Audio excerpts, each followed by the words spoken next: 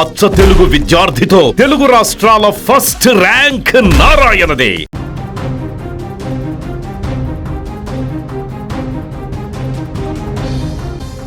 వరుణదేవుడు తెలుగు రాష్ట్రాలపై కన్నెర చేశాడు. నైరుతి రుతుపవనాల ప్రభావం ఇప్పుడు తారాస్థాయికి చేరింది. ఎడతెరిపి లేకుండా కురిసే వానలతో ఏపీ తెలంగాణ తడిసి ముద్దవనున్నాయి.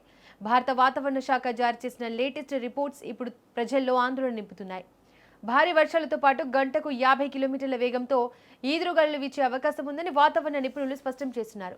ప్రకృతి ప్రకోపంతో రాబోయే 7 రోజులు అత్యంత కీలకమని ప్రతి ఒక్కరూ అప్రమత్తంగా ఉండాలని అధికారులు హెచ్చరిస్తున్నారు.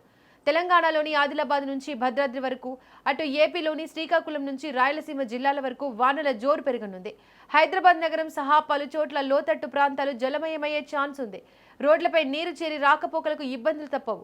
డ్రైనేజీ వ్యవస్థలు స్తంభించే ప్రమాదం ఉంది. మున్సిపల్ అధికారులు ముందస్తు చర్యలకు సిద్ధమవుతున్నారు. పాత విద్యుత్ స్తంభాలు, బలహీనమైన చెట్లు కూలిపోయే అవకాశం ఉన్నందున వాహనదారులు, ప్రజలు బయటకు వెళ్లేటప్పుడు అప్రమత్తంగా ఉండాలి.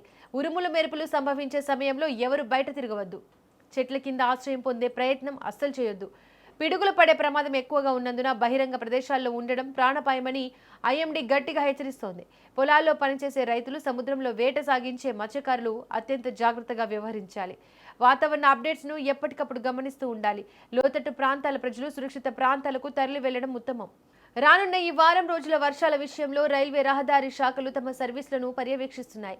వర్షాల వల్ల ట్రాఫిక్ జామ్ అయ్యే అవకాశం ఉన్నందున పనుల కోసం వెళ్లేవారు తగిన సమయాన్ని ప్లాన్ చేసుకోవాలి. ఈదురుగాలుల వల్ల విద్యుత్ వైర్లు తెగిపడే అవకాశం ఉన్నందున విద్యుత్ స్తంభాలకు దూరంగా ఉండడం మంచిది. ఇంటి పరిసరాల్లో నీరు నిల్వ ఉండకుండా చూసుకోవాలి. దోమల వ్యాప్తి పెరిగే ఛాన్స్ ఉన్నందున ఆరోగ్యం విషయంలోనూ జాగ్రత్తలు తీసుకోవాలి. ఏపీ, తెలంగాణ ప్రభుత్వాలు ఇప్పటికే ఎన్డీఆర్ఎఫ్ బృందాలను సిద్ధంగా ఉంచాయి.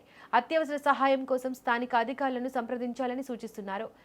భారీ వర్షాల నేపథ్యంలో ఎక్కడికక్కడ సహాయక చర్యలు చేపట్టేందుకు ప్రభుత్వం సిద్ధంగా ఉంది.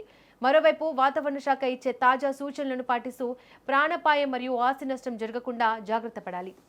రాబోయే వారం రోజుల పాటు ప్రకృతి ప్రదర్శించే ఈ బీభత్సాన్ని ఎదుర్కొనేందుకు ప్రజలు సిద్ధంగా ఉండాలి.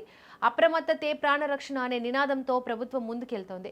ఇప్పటికైనా అప్రమత్తం కాకుండే భారీ ఇబ్బందులను ఎదుర్కోవాల్సి వస్తుందని వాతావరణ నిపుణులు పదే పదే చెబుతున్నారు.